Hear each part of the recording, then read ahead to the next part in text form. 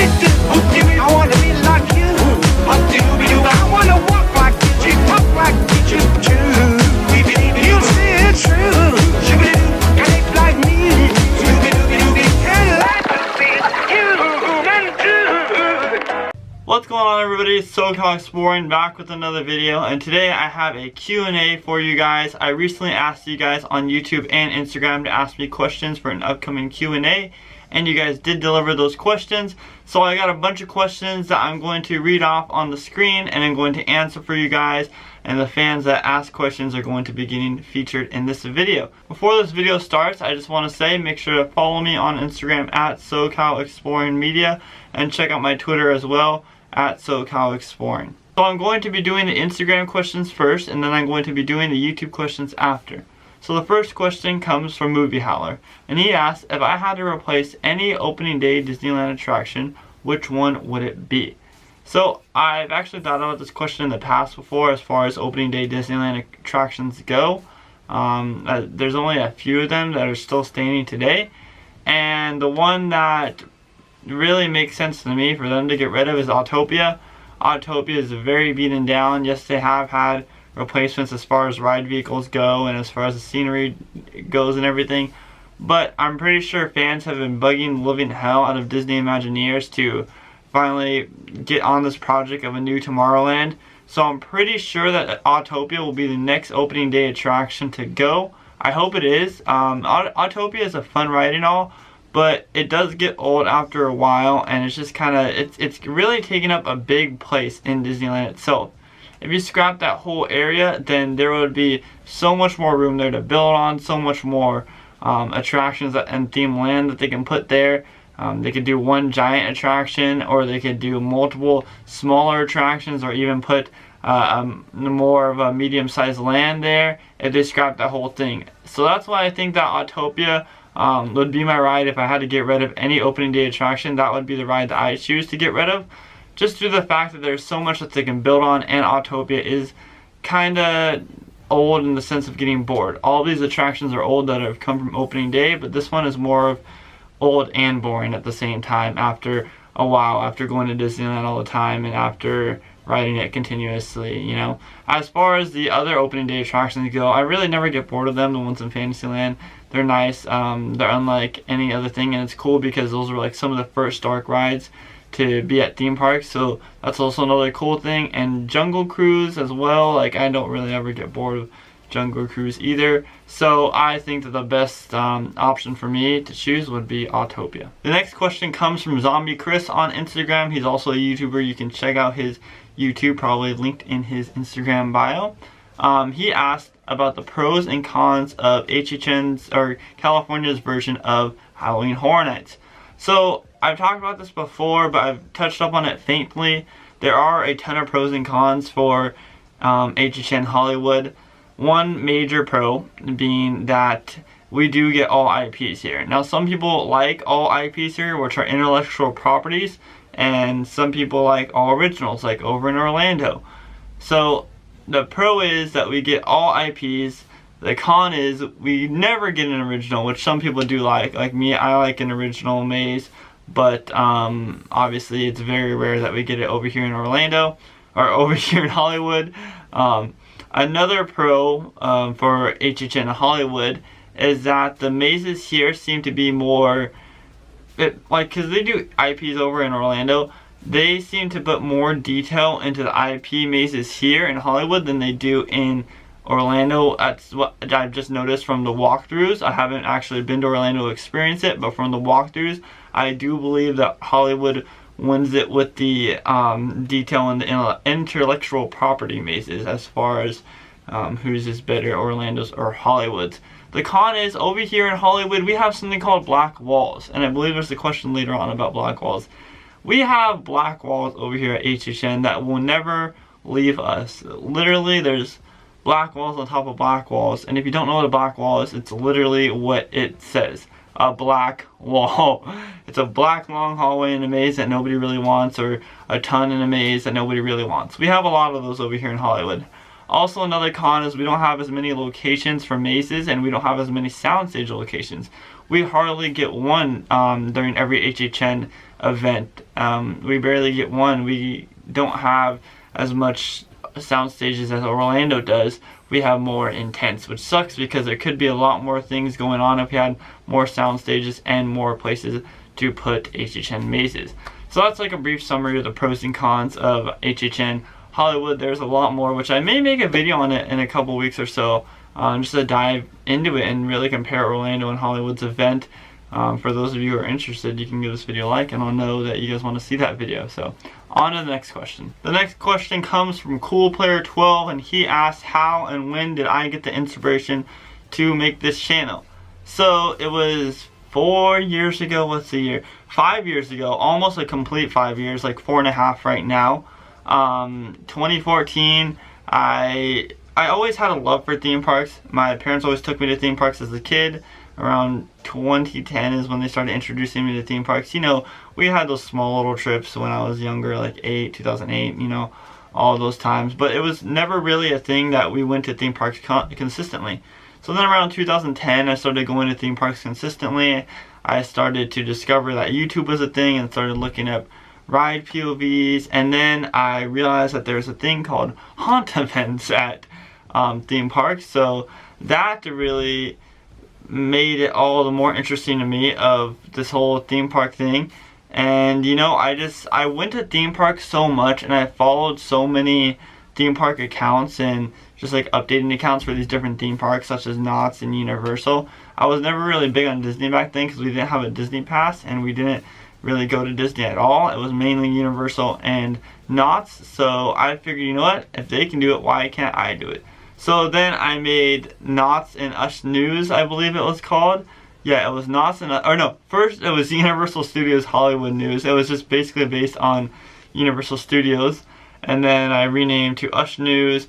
And then I realized, hey, I need to make a YouTube channel because why not? I started gaining like a couple followers here and there on Instagram. So I was like, why not make a YouTube channel, you know?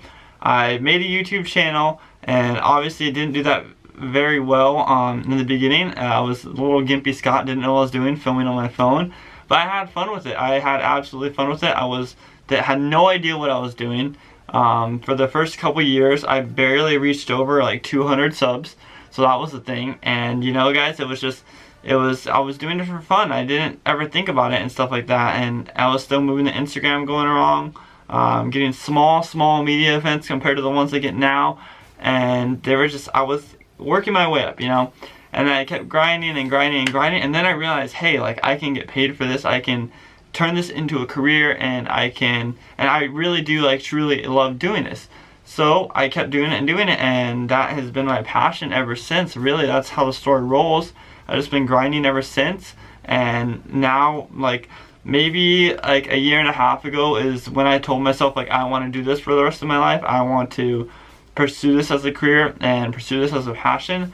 So that's what I'm doing now, and it's basically all the same thing now, and that's the story of how I started my channel. There's really not much to it. I know it's nothing spectacular, guys, but I will tell you I've worked extremely hard to get where I have today, and I'm still working, and that is how I started my YouTube channel. At Universal, JP asked me, when am I getting a Universal Pass, and thoughts on the black walls at HHN. Like I was talking about earlier, yes, black walls are such a thing. I absolutely hate them. They are completely ridiculous, and Murdy, please stop bringing them back.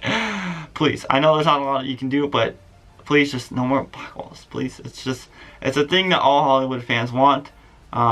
When there's criticism on it, though, I do believe that it needs to stop a little bit. When fans are attacking Murdy, that's kind of annoying.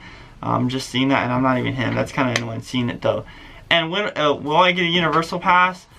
I do plan on getting a Universal Pass soon. I want to get a Universal Pass when HHN construction starts, to start filming construction updates for you guys.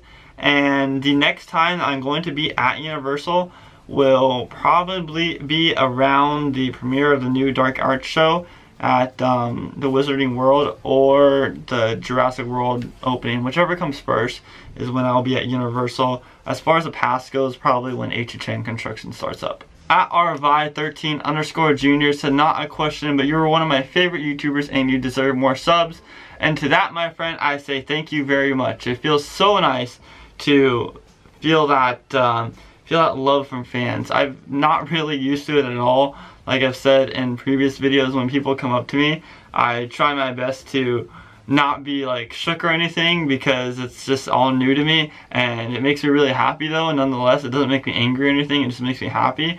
It's just I'm not used to people knowing who I am, you know. So when I see stuff like this, it just makes me smile, and it makes me really happy. So thank you, bro. I appreciate the support of you watching the videos, and I hope you continue to watch these videos. But I do love comments like that, so thank you all for the people who comment stuff like that. At Christopher_OTF asks, what are your hopes for HHN this year, and when will we be going to Universal again? Like I said, I answered the Universal one already, so there's an answer to that. And my hopes for HHN is that it's bigger and better, like I have hoped for every year. That is really all I can hope for at HHN, is just a bigger and better, and just tops the year before it.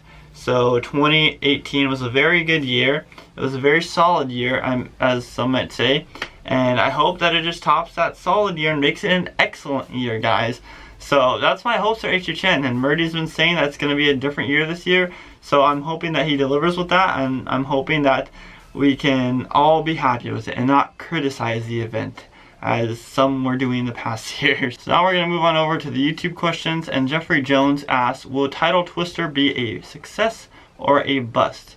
So, seeing how it's SeaWorld San Diego, I automatically think it's going to be a success, because any big ride that SeaWorld announces and starts to construct on, such as Electric Eel or Manta a few years ago, I believe that it's going to be a success due to the fact that SeaWorld San Diego does not have many thrill rides compared to SeaWorld Orlando or SeaWorld San Antonio.